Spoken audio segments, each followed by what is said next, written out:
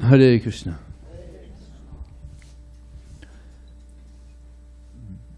So now we'll have a talk on the Bhagavad Gita. As it is.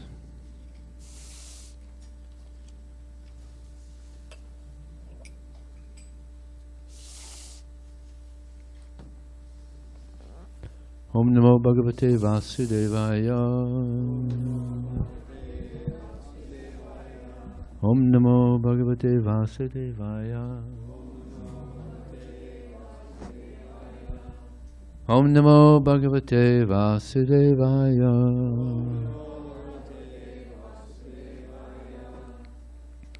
So this is one of the important verses of the Bhagavad Gita. Of course, they're all important, but this is one of the, it's called the Chatur Slokis.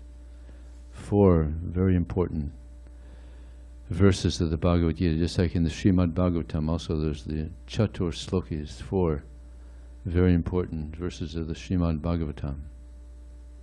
So this is the first of the 4 Chatur Slokis. Maybe the next time I give the Sunday feast lecture, I'll give the second, and then the third, and then the 4th. Aham sarvasya prabhavo matas sarvam pavartate ti madhva bhajante mam buddha bhava samanvitaha. Krishna says, I am the source of all spiritual and material worlds. Everything emanates from me. The wise who perfectly know this engage in my devotional service and worship me with all their hearts. And Prabhupada says in the purport, I'll just say a little bit of the purport, it's quite a long purport. A learned scholar who has studied the Vedas perfectly and has information from authorities like Lord Chaitanya, and who knows how to apply these teachings, can understand that Krishna is the origin of everything in both the material and spiritual worlds. And because he knows this perfectly, he becomes firmly fixed in the devotional service of the Supreme Lord. He can never be deviated by any amount of nonsensical commentaries. All Vedic literature agrees that Krishna is the source of Brahma, Shiva, and all other demigods. Om Jnanatamanandasya Jnananjana Salakaya Chaksham Militam Jena Tasmai Sri Gurave Namaha. Mukram Kotavatalang Pangunang Hayate Garim Yatkipatavaham Bande Sri Gurum Jenadaranam. Vanchakalpatribhyascha Kripa Sindhubhye Vachapatitanam Pavanebhyo Vaishnavebhyo Namo. Jaya Sri Krishna Chaitanya Prabhu Nityananda Shri Advaita Gadadhar Srivasadi Gaur Bhaktavan. Hare Krishna, Krishna Krishna, Hare Hare, Hare Ram, Ram Ram. We have experience that everything that we see comes from something or someone. Just like this marble on the floor came from a mountain, and this cotton cloth came from a cotton plant. So this is what we have experience of. Everything that we see comes from something or someone. And here Krishna is saying that everything has come from him. Something doesn't come from nothing. Something is always coming from something. But our scientists, they say that it's like they have this theory, the Big Bang Theory. Who has heard of the Big Bang Theory? Yeah. So the theory is, I looked it up a little bit, they say that matter was compacted into a very small ball with infinite density and intense heat called singularity. So this is the basic theory. But then one may ask, well, where'd the ball come from? Yeah. And why? Yeah. So there's some major questions.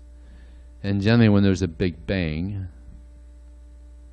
there's not order What happens when there's a big bang, when there's an explosion? Yeah, chaos. Not the order that we see now. I mean, there's incredible order. And just like right now, the sun is going from the east to the west. Yeah. And now winter is coming upon, so it's going south.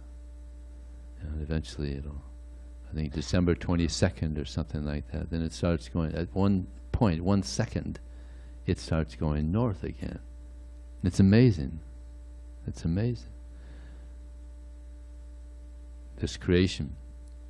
I remember one time I was visiting my family on a Christmas Eve, and it happened to be full moon, maybe about 30 years ago, something like that. Full moon, Christmas Eve. So the astronomers got out their calculators and figured out when the next full moon will be on Christmas Eve. And they figured it'd be another 110 years or something like that. I can't remember the exact year. But it's so synchronized, they're able to figure out when the next full moon is going to be on Christmas Eve. And that's pretty amazing. So I was explaining this to my family members, how amazing this creation is. There must be a God behind this, such synchronicity. And they're all God conscious, you know, except for one. I have a brother who's, I call him a born-again atheist.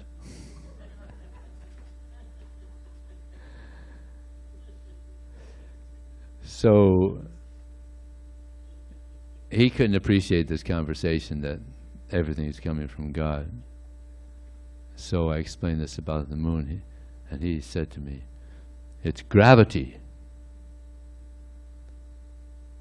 He said, "I thought it was Newton's law of gravity."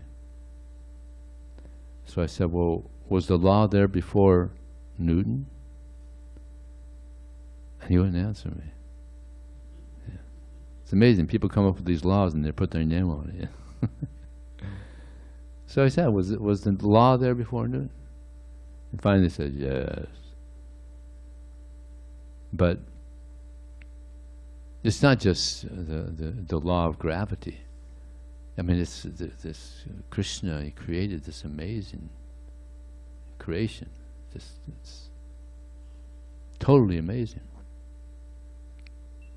So Krishna, he is saying here that that the material and spirituals all come from him. There's different energies. There's 3 different energies. There's the spiritual, material, and there's marginal. So we're of the marginal. We can choose whether to be in the spiritual or the material energy. And Prabhupada gives the example, just like here on the beach. Sometimes the waves come and then they go back. So it's marginal. So we have a choice. We can be in the spiritual energy or the material energy. And if we're in the spiritual energy, we get purified and we experience the purity of this spiritual energy. But if we're attracted to the material energy, then we experience the miseries of material existence, like people are experiencing here in this world. So there is a process by which one can enter into this spiritual energy and experience this spiritual energy. And that's the process in this age. Hare Krishna, Hare Krishna, Krishna Krishna, Hare Hare, Hare Ram, Ram Ram, Hare Hare.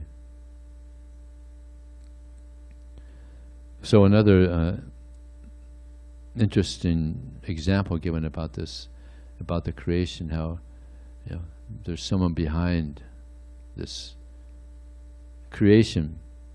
There's a person behind it. It's not an accident. When there's a big bang, there's chaos. Just like imagine if I put a big pile of wood. Let's say there's a field nearby, park. Put a big pile of wood, put some sinks in there, and put some wires in there, and a big pile. And then you put some dynamite under it, and you blow it up.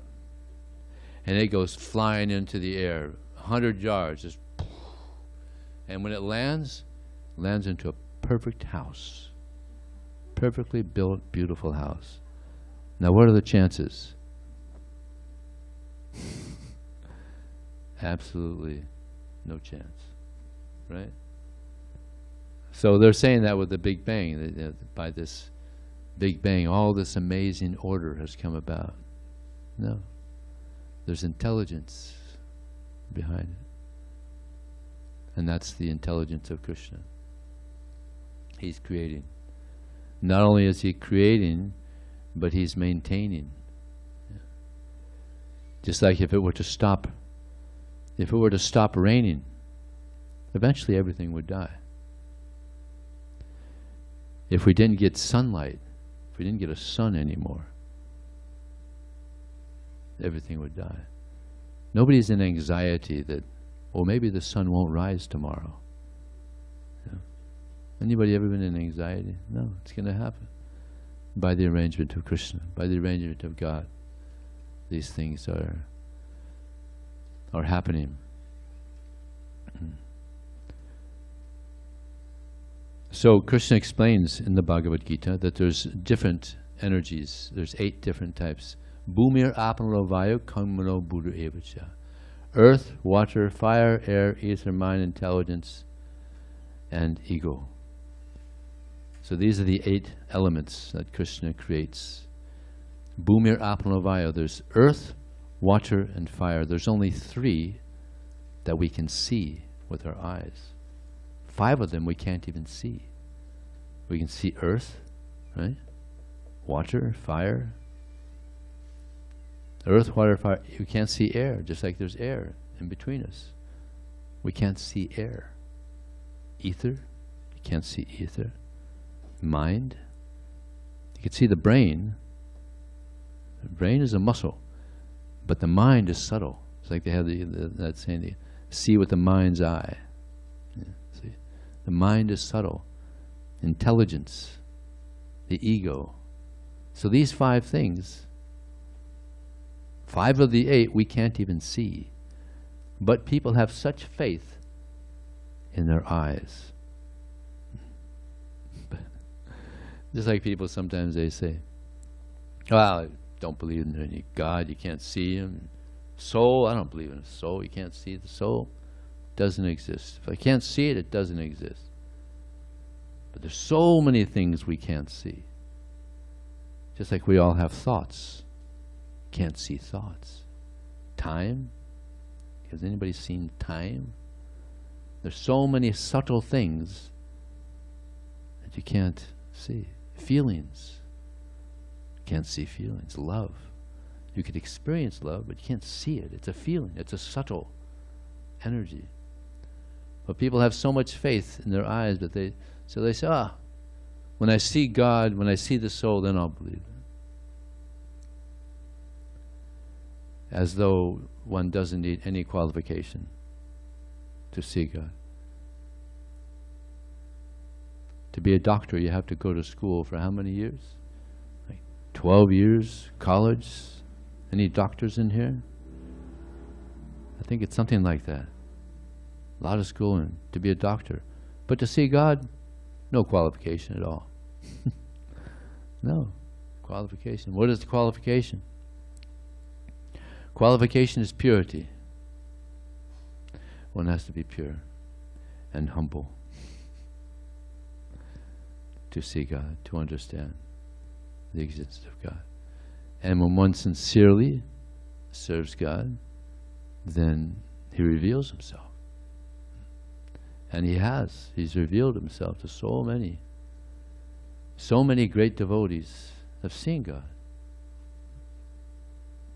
Because of the purity, because of that qualification of purity. I'll give you an interesting example in this regard. In Gainesville, Florida, we have a nice little preaching center. And every Saturday night, they have a nice big Harinam.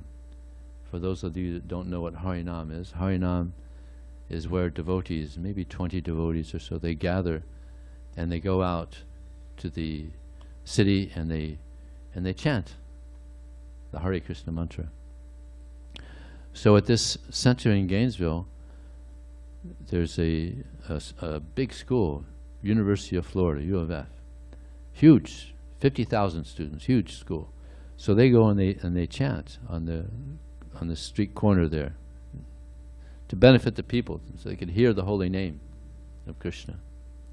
So this particular time I'm telling you about is when Reagan was trying to become president. And you know, whenever there's a presidential election, so many people are voting for different presidents and campaigning. So there was one person who was very enthusiastic about Reagan becoming president. So he had these what do you call them? Sign, vote for Reagan. So he was driving by these devotees, about 20, 25 devotees, fired up, singing, dancing, drum cartels, very enthusiastic. So this person that was voting for Reagan, he saw them and he thought, oh, these people are very enthusiastic. So he pulled over his car and he got out his sign and he jumped right in the middle with his sign, vote for Reagan.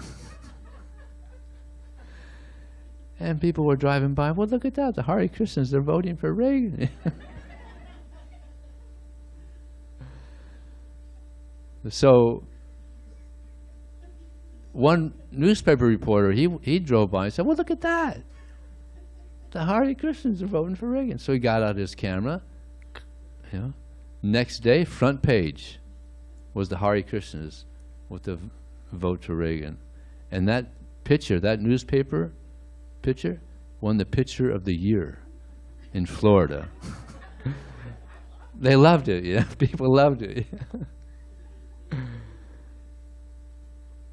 So about 3 days later, Reagan became president. Krishna's mercy, right? So somehow someone found that picture in that newspaper and they put it on his presidential desk. And he saw that and he said, well, look at that. The Hare Krishnas are voting for you.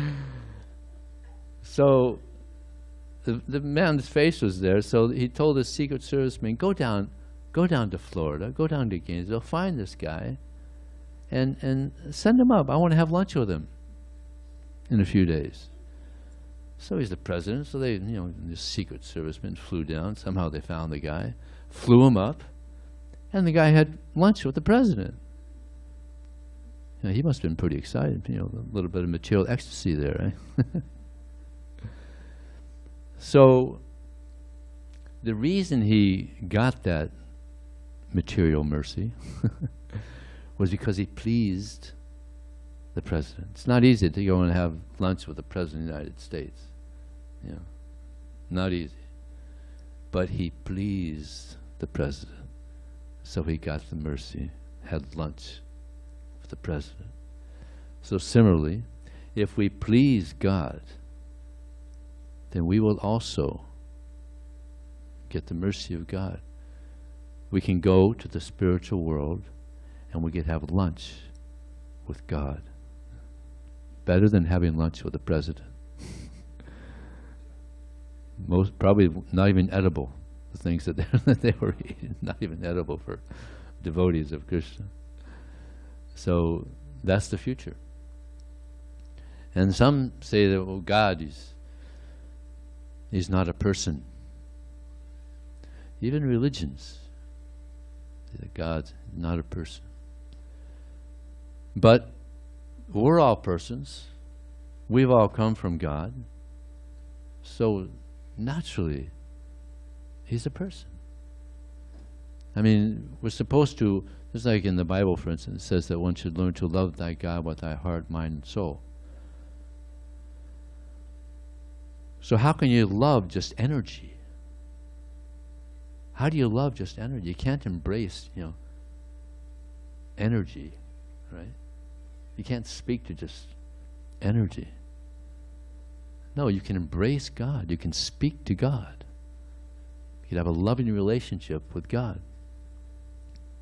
But again, the qualification is we have to be pure. And actually, this purity is there within us. It's covered now by the material energy, modes of nature, goodness, passion, and ignorance. So we're covered. So this process is meant to remove all this covering, material desires, material covering, so that we can again serve Krishna. But what is very important for us to understand is that we have to come to the spiritual level, spiritual platform. As long as we think that we're American, or we're Indian, or we're Chinese, or we're a man, or we're a woman, as long as we think that we're these designations, we can't develop our love for Krishna, for God. Because we're not these bodies at all. I remember I was speaking to one student in Los Angeles in our restaurant, and I was speaking to him about this, how we're not the body, we're the soul within. The body's just a covering for the soul. And he said, well, aren't we just a little bit the body? Just a little bit? Sorry, no, not at all. We're not the body at all. It's just a covering. I mean, what is this body made of? I don't know, about a gallon and a half of blood and bones and so many disgusting substances. So we're none of these things. We're the soul within. Of course, it's not easy to understand the soul. But as one continues on in spiritual life, one becomes, one is able to become aware that one is the soul. Just like an expert geologist, he's able to know where the gold is and how to remove the gold ore from the gold. He's got this expertise. So when one becomes expert in spiritual life, one is able to realize that one is the soul within. It's not easy. Krishna says, Aschayyavat pashyati kashyadena, Aschayyavat varidataiva chanya, Aschayyavat chanya anya shrunoti, shruptat nivedan chaiva kasyat. Aschayyavat pashyati kashyadena. That some, they see the soul as amazing. The soul is actually, it's amazing. Just like we have these huge elephants, right, or huge whales. It's moving because of the soul. And they're in the atom as well. The soul is there in the atom. So small. You can't see the soul. It's described that it's 1/10,000th the size of a tip of a hair. You can't see it. Just like you're all seeing this body and I'm seeing your body. But I'm not seeing you. You're not seeing me. You're seeing the covering of the soul. So some see the soul as amazing. Some describe the soul as amazing. Some hear of the soul as amazing. And some, even after hearing about the soul, can't understand him at all. It's not easy to understand the soul. What to speak of God?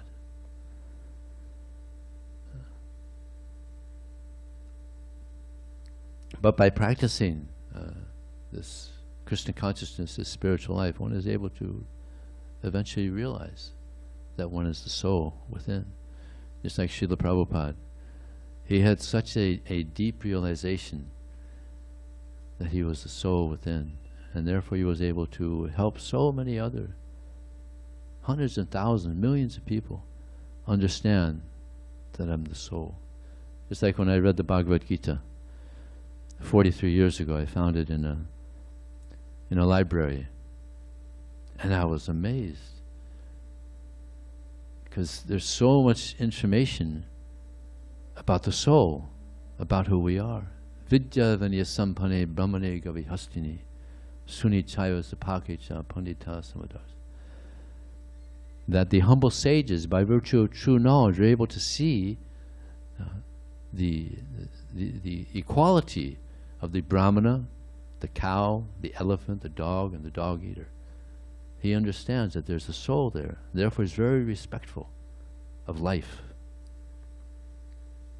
It's like when we're walking down the sidewalk or something, you see an ant. We don't step on it. Yeah. Why? So we avoid disturbing any living entity. The process of Krishna consciousness is understanding the soul, trying to understand the Supreme Soul. God is also a soul. He has a body, but his body is complete soul. Ours is material, and then we're a little soul within this body.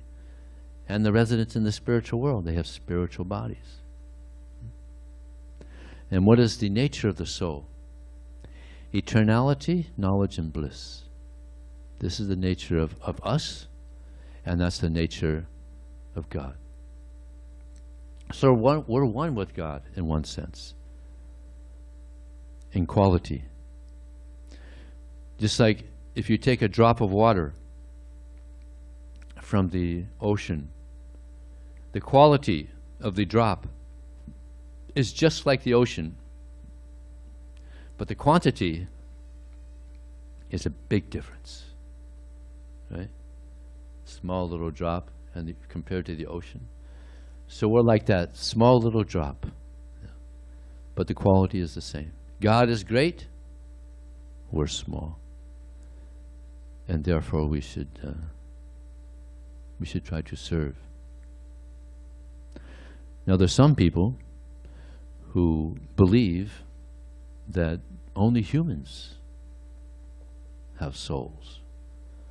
The animals, they don't have a soul, therefore it's okay to kill them and eat them. Well, no, what is the symptom of life? Consciousness, right?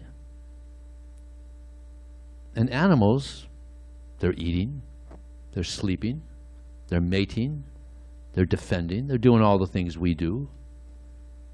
So how could one say that they don't have a soul? And they even have feelings. It's like people have dogs or cats, and they become family members.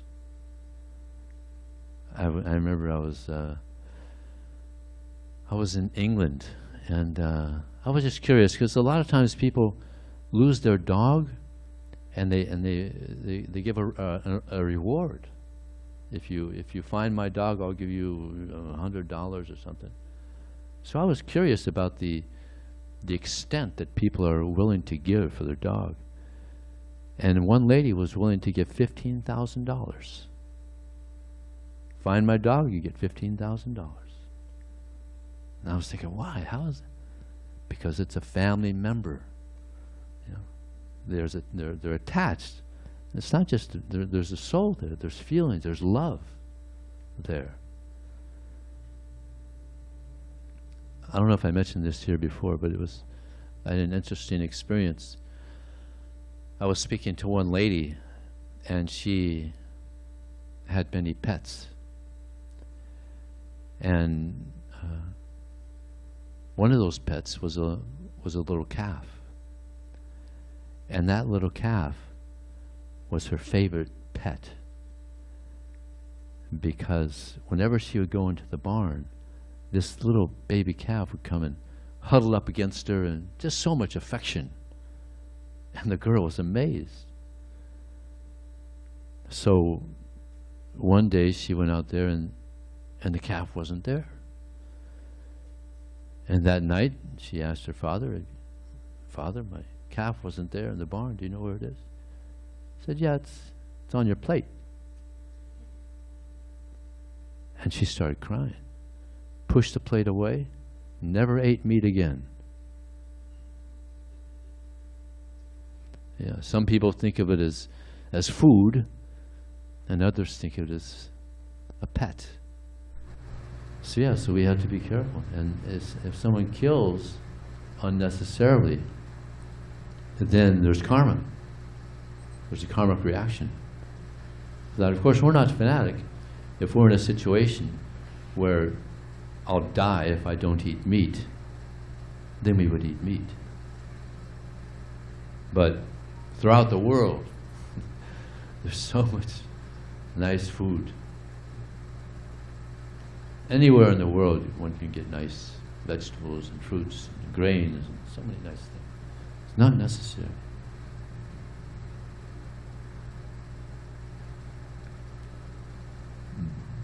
So, on that note, is there any question? Yes, we have a microphone also, just coming to you right now. It'll be there in 5 seconds and a half. Right here in the corner.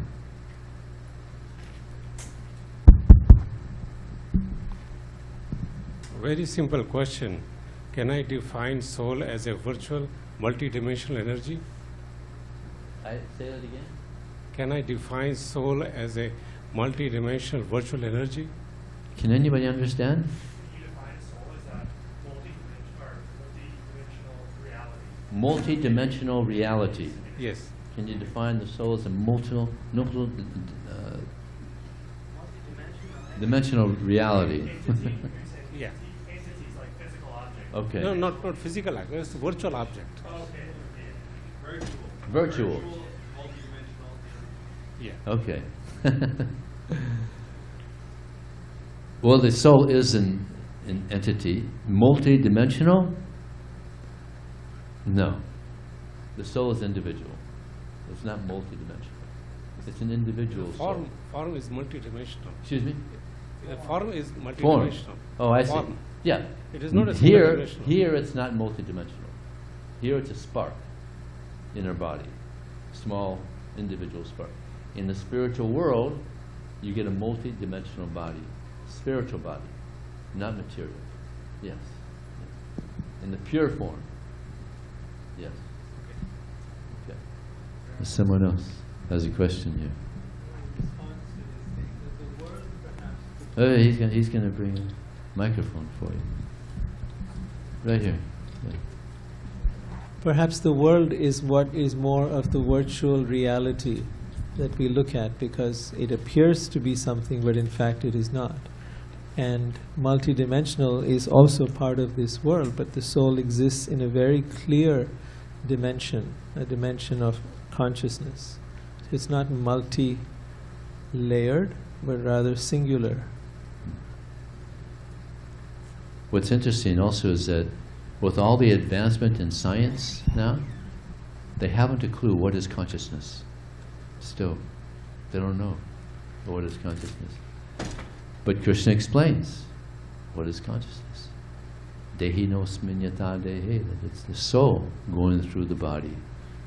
This is the consciousness. This is who we are. And when we have pure consciousness, oh, life will be very nice. No anxiety. You can live in the spiritual world, even in this world. Iha yasya harir dasya karmana manasagira. That anyone who engages their mind, body, and words in the service of Krishna is liberated even within this very lifetime.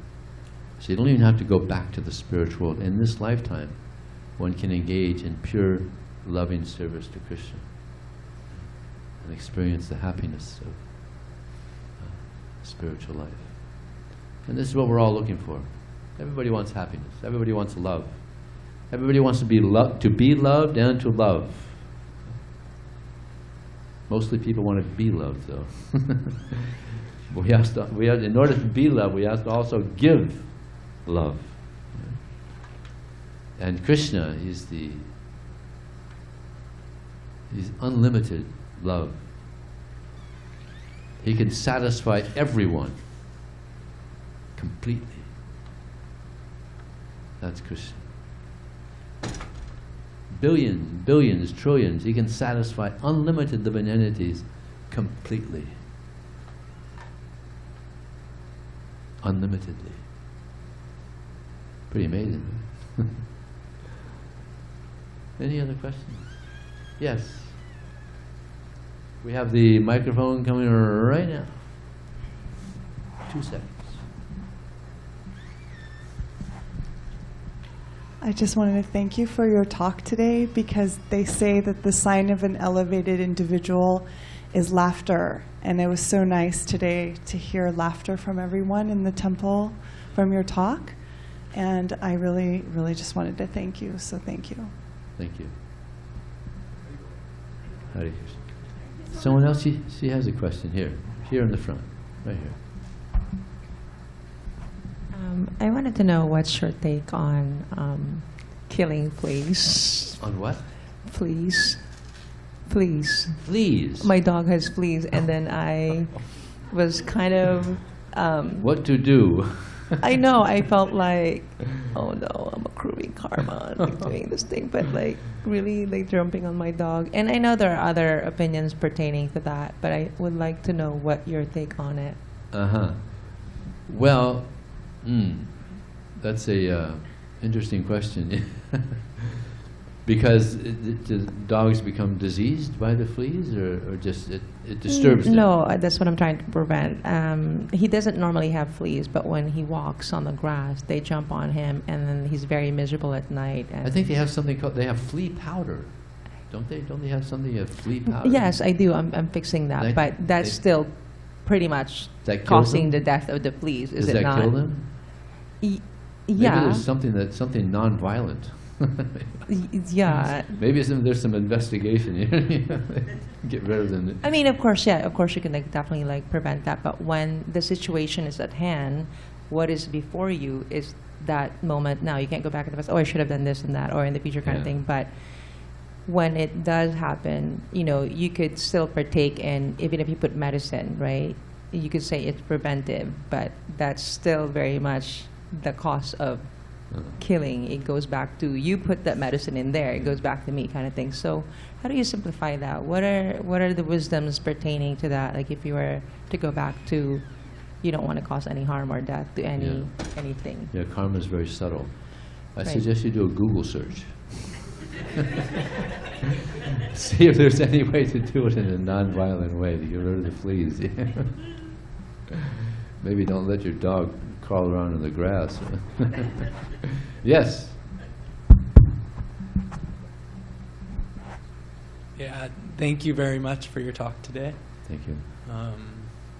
In grappling similarly with our massive food systems and in the meat industry, where there is factory farming and a lot of very difficult to confront energy, how might we as spiritual seekers find peace with that being a present moment reality? Is it just wait until the collective consciousness, might be at a place that it can feel, what you're sharing? Or, how might we feel peace, I guess? Well, this animal farming, it's so rampant. It's just all over the world. It's just unbelievable. So that it's ever going to stop, don't hold your breath. It's not going to happen, unfortunately. People are absorbed in this, degradation, unnecessary killing.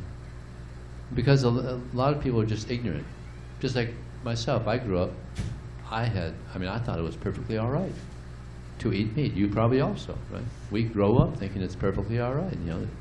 They buy the meat at the store, it's okay. Cook it, eat it, no problem. Because we were ignorant. So the main activity in our society is giving knowledge. What is most needed now throughout the world is knowledge, spiritual knowledge. So we have a lot of people going around distributing our books. which gives knowledge of Krishna, knowledge of non-violence. Now one may say, well, wait a second, the Bhagavad Gita was spoken on a battlefield. And Krishna is trying to convince Arjuna to fight. Well, how's that non-violent? It's non-violence because the perpetrators, Duryodhana and Dhritarashtra, they were actually very evil. They tried to kill the Pandavas, and they're very bad leaders. So Krishna wanted Yudhisthira to be the leader, but to do that, he had to stop the Kurus with violence. And just like Hitler, you know, Hitler pretty much he wanted to take over the world, and if he had not been stopped with violence, we would all be speaking German here. Basically, he wanted to take over the world. If he had that opportunity, I'm sure he would have. He was a madman. So sometimes violence is necessary. And sometimes there's people that are just fanatical, non-violent. No matter what, I'm non-violent. So Prabhupada, our spiritual master, was speaking to one person who had this mentality of non-violence. No matter what, I'm just non-violent. So my Prabhupada asked this person, so if he had this disciple next to him, lady disciple. So Prabhupada asked him, so if you're walking down the street and someone comes and attacks your lady disciple, you're not going to do anything to stop him? He said, no. And the lady disciple said, really? You're not going to do anything to defend me? So, so sometimes it's necessary because of the evil elements throughout the world. And sometimes it's necessary. But we avoid it as much as possible.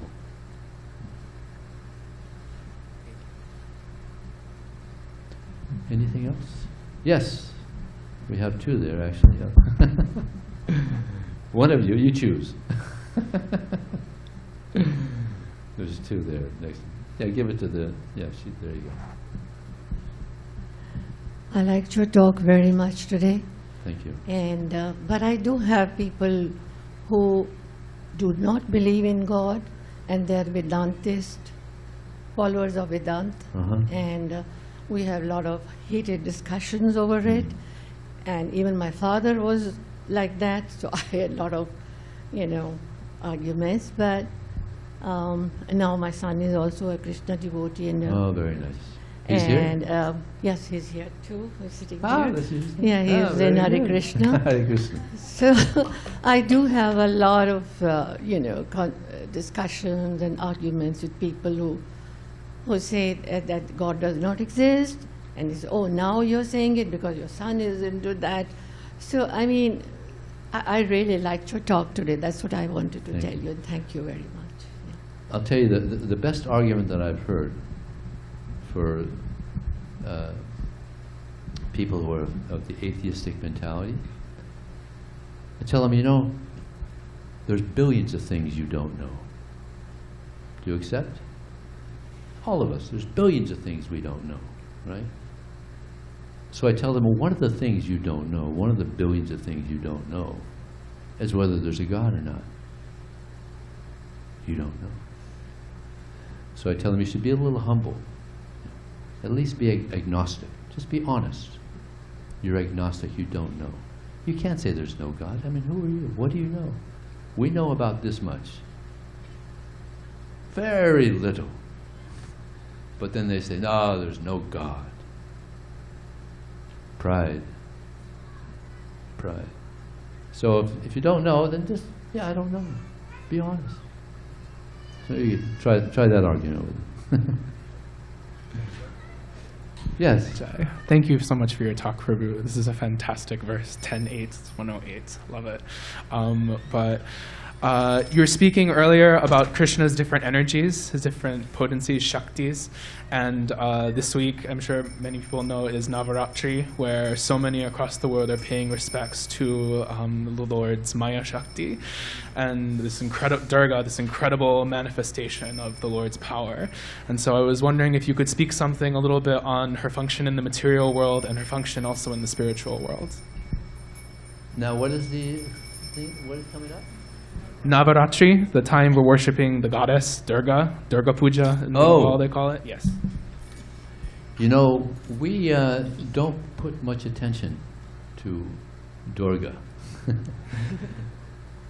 We mainly put our attention to Krishna, to Srimati Radharani. We respect Durga, but we don't have very much information about Durga, except for that she's very fond of devotees. She's very fond of devotees. She likes devotees. I'll tell you one. We'll end with this story here. There was an instance of some dacoits who would make human offerings to Durga, to goddess Durga. And they came across one person who looked like he was dull, but he was a great devotee. He was a great devotee of Krishna.